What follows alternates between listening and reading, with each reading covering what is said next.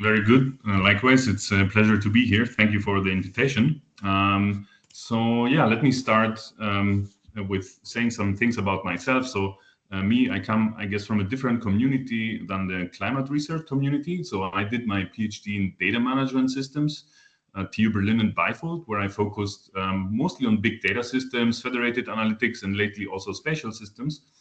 And my colleague, Ioannis Prapas, who unfortunately cannot be here today because he's giving a talk elsewhere, he did his PhD in AI for Earth observation, and his expertise is more on deep learning, Earth observation, wildfires, things like that. I guess this is more related to you. And he was affiliated with the National Technical University in Athens and the University of Valencia. And our work you would usually find in venues like this. So this is just to show our communities, I guess. People here relate more with the bottom part, but today we're here to talk about Manteo, a startup that's recently backed by the ESA Big Greece incubator, and previously we also won the Cassini Challenge. But yeah, let me also let's say ask some things about you. So today we're going to be talking about geospatial insights. So as a warm-up, maybe if you're working with geospatial data or you're doing some tasks that are a pain to you, feel free to write in the chat, like what kind of data you're working with, what is your use case. I will try to have a look during the presentation so that, maybe I can address one or the other thing. And of course, if, you have issues with those things, please feel free to talk to us, drop us a mail. I will also give the contact information later. This is a QR code that brings you to our sign-up form. And yeah, also during the talk, if something is not clear or like if I'm talking too fast, please feel free to write in the chat. I'll try to monitor it here on the second screen. Great. I'll start by saying that spatial data is everywhere, right? So we have many different types of data. So we have scientific data, infrastructure data, satellite images that I guess most of you are working with. And we have also many different spatial applications nowadays. So for example, when it comes to disaster management, people want to do burnt area mapping, flood mapping, but then we also want to work with what we call vector data. So we want to do land use management. We want to track forest deforestations. And while these are all spatial use cases, they all have different data workflows. And what I mean by workflows is this, let's say, data science process, what we call nowadays. So in the beginning, you have to do data discovery, right? You have to see what data sets are available. You have to go through them, through the metadata. Is it the data that you actually want? And this data lives in different locations. So you have to go through all these sources. Then you need to process it like with some libraries. So you need to load it, maybe crop your data, reproject it, join it with some other data, essentially, yeah, pre-process the data so that you can then use some machine learning model or AI model, we call them nowadays, to do some segmentation, classification, compute some embeddings. And for that, there are also many very different libraries out there. And in the end, you can actually then do some visualizations to get some insight from the data, right? And while we have a vast ecosystem of tools, today application users need to wear many hats and be expert in many different areas to do these end-to-end pipelines. Ideally, we would want to have a magic box where users can express their intent, like, for example, here, show me the burnt area for the fire in California, and then they would get something like this, like the result would be ready for them. And this is what we try to do with Manteo. And this brings me to the agenda of the talk. So in the first part, we're going to talk a little bit. It's a potpourri of, let's say, the workflow pipeline, and look at different details and some work we or colleagues have done in the past. And then in the second part, we're going to introduce Manteo and talk a little bit about how we get from this intent to the insight. Great. So we can start with the data discovery. So you maybe even better than me know that the ESA has many different satellites out there, and this is only the ESA satellites, right? And these satellites all take different measurements, right? And they can use to answer different things. Next to satellite data, or what we call raster data, which is essentially kind of like images, we also have what we call vector data, right? And vector data expresses geometry. So for example, here you see we can maybe have buildings as points, or roads as lines, or land use as polygons, right? And this vector data lives in different places like databases, raw files, or is hidden behind some APIs, for example, government data. Great, so we have these many different formats and sources, and many times we need to also to combine these, right? So here on the one side we have a raster image, on the other side we have some polygon data, and we need to combine it to calculate what we call zonal statistics. So more on that a little bit later, but what I want to show you here is that many times we need to combine these different data modalities. So overall we have what we call this raster format, right? So here you will see some formats that you maybe recognize, like traditional ones, GeoTIFF, etc., and some cloud native that are now on the rise. Then we have the vector data, right? So you probably all have worked with shapefiles or GeoJSON, and some, yeah, this is the more recent version, GeoParquet. And we also have data stored in databases. And this is where our data lives, right? Now a little bit about these cloud optimized formats, because this is, let's say, uprising now, and I just want to give some overview of how this works. So in legacy formats, when we have application and the data living somewhere in the cloud, or let's say on some server, we would need to download all the file and do, let's say, and then filter it locally. So, but maybe we don't need all of the file, right? So why would we need to download it all? This is very slow. Now with the cloud optimized formats, the data is chunked into many parts, and we can actually ask for the metadata and then just stream individual chunks. So this helps the process be more efficient. And then when it comes to loading this data, I want to show you an experimental work that a colleague did. So here we have some geometries from Denmark, right? This is from OpenStreetMaps, I think, and these are around 7 million geometries, and we want to load it into different systems. And what these people did is they actually took the same data, stored it in different formats, and then loaded it in different tools. And what I want you to see here is that for different formats, so here for GeoParquet, for example, we have DuckDB, which is the fastest, but then for the shapefiles, we have OGR, which there is the fastest. And what we see here, that the loading speed, so if we care about efficiency, and we do because we want to do things fast, these analytics should be fast, the loading speed actually depends on the format and the tool. It's not only the data itself. Great. Now that we have covered a little bit of the data discovery part, I would like to move into the processing part. And here, as we saw before, we have different, let's say, low-level libraries, for example, GDAL, raster, IO, Xarray, things like that. And these are very powerful and flexible. So the idea here is that you can do almost anything, but this requires programming expertise, right? And sometimes we don't have it, or this gets too complicated. So this is why we can use desktop GIS applications, like, for example, QGIS. These are very user-friendly, but they have limited functionality, and they're slow for large data. Then we have cloud and distributed systems. These are very fast, so you can scale out computation, but these have a particular programming model that we need to learn again and express our problems in these models, which is not too convenient. And of course, we have databases, which are my favorite because I'm a database person, but yeah, they are very performant. So you have indexes and things that speed up the computation. But again, here we require different SQL skills. What I want you to see here is that we have so many tools, and all these serve different needs, but also require different level of expertise.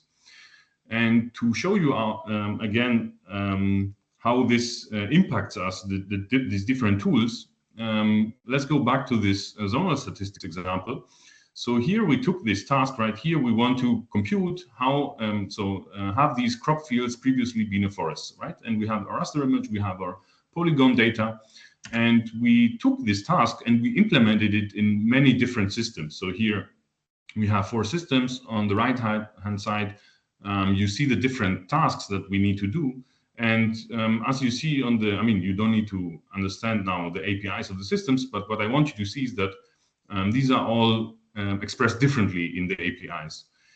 And more importantly, we also have different performance for different data sets, right? So we have here 3 applications. We took different data sets from different domains and calculated these zonal statistics. And we saw that actually for different set of data sets and different tools have different performance. This is why we built an abstraction layer. So we built the Raven system, and the idea there is that users actually input a system agnostic zonal statistic task. And this system then decides where to execute it based on some metadata, and then it can offload it to the right system and give the result to the user. So if you're working with zonal statistics, this is something that you can maybe look into.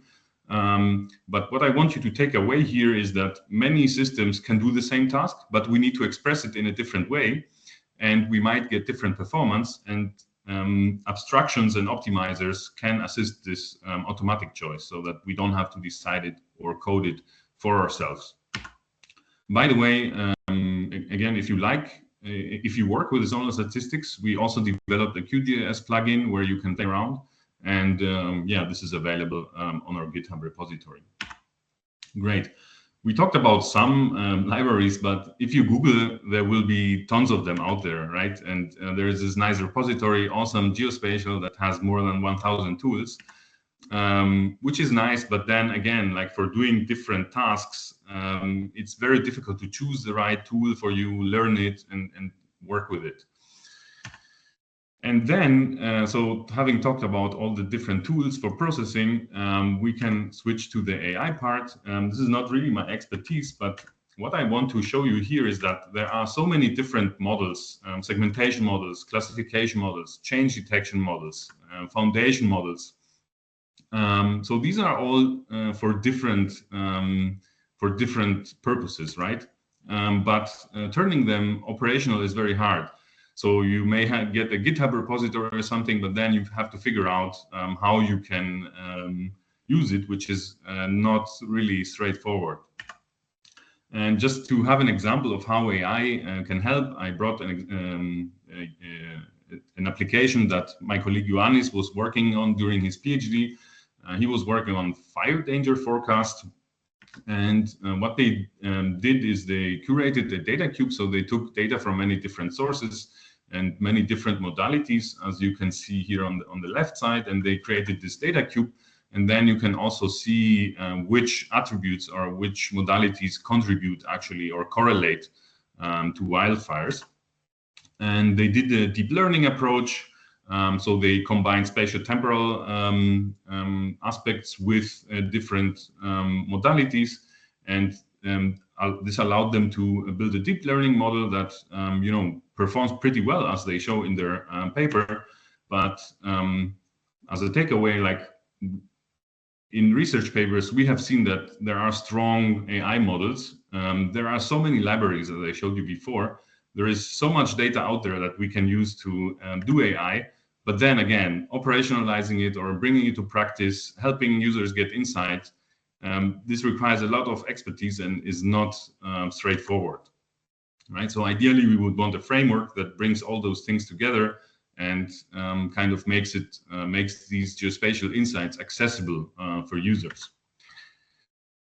So now we want to answer this question. So how do we get from user intent to insight, but without this friction? So without all these troubles that I showed you before, so that you have to be a domain expert to solve these things.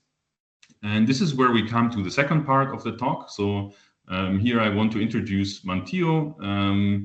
And the idea is to get fast from user intent to insight. So for example, show me the burned area for the fire in California. User gets a map, they're happy, they can do their analysis, they can write the report, and so on and so forth.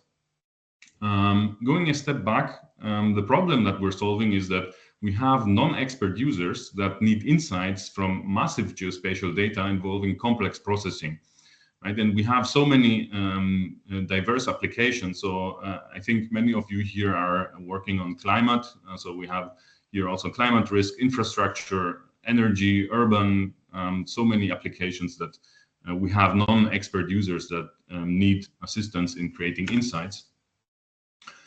But let's see how we try to do this with this platform, right? So we have these pipeline, right? This is things that we have already, but then the questions arise, like which data should I choose to do a specific task? Like which tasks should I run? How should I compose them? Where should I run them, right? This is also very, these tasks are very compute intensive. And now I'm going to show a little bit of the conceptual overview of how we get from this intent to the insights, right? So we get from natural language to the workflow, and we start with a user query. And of course, we have the available data sources with their metadata and the available tools with their documentation, right? And then we have developed an agentic LLM framework. So LLMs may not be good at many things, but they're good at understanding user intent.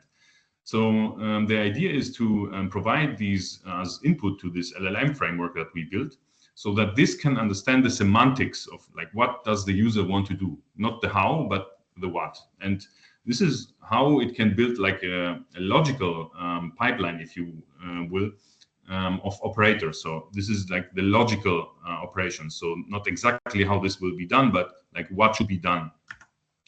And then given an optimizer that we develop, we can take the available tools and decide which tools are the best for this task to run on, right? So this will then define what we call the physical operation, so the actual geospatial workflow, so that we can then actually execute it and compute the user result. And this all is our architecture. So this middle layer is what I talked to you before, more or less. So here we have a knowledge base, a model registry, the different AI pipelines, geospatial tools. And what I want to stress here is that we're also planning to do something like a model hub, where users can actually upload their models and share it with other people or their tools, so that we have an ecosystem where people can share tools and models. This again works on different data sources. So now we're connected to some public providers, like let's say satellite images, but in the future we also plan to include some commercial providers, like private satellite companies and things like that. But the idea is that you can also bring your own data to the platform and interact with it through natural language. And yeah, on top we have different applications, right? So we have the assistant, the reporter that I'm going to show to you in a bit, but you can also think of a custom application, like for example QGIS plugin, or like a REST API where you can just send things. Not everyone wants a graphical user interface to do things. Maybe you can have a different application on top. And of course, this can run on the cloud or on premise. There are also cases where you have sensitive data that you don't want it to leave your machine. So this is also covered here. Great. And now I'm going to show you a demo. So I didn't bring a live demo because I believe in bad luck. So we have a video here that shows the interaction with the map. So this is the graphical user interface. On the right, we have a chat. On the left, we have a map. Here, the user uploads some data. We can inspect the schema. This is a time series also. It has many dates. We can visualize the data. So this is vector data. We have a choropleth here showing the different attributes of each hexagon. And then we can start chatting with the data. So here we ask about the temperature on Crete. And we get the mini analysis, we get the plot, we get a map visualization that we can look at. We can do also more complex tasks like comparing the air pollution. We get some more interactive plots that we can, let's say, inspect and download. And this was the assistant. So the assistant actually lets you chat with your data, if you will. And then we also have the reporter, which is a tool to automate report creating. So here, for example, a user asked about the floods in Valencia, and this is like a method called deep research, like the one from ChatGPT, but is specialized for geospatial data.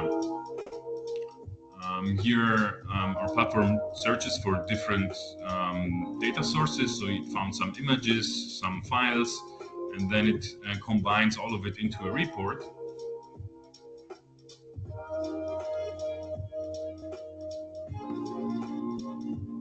But what is interesting here is that this deep research tool also has access to these geospatial tools.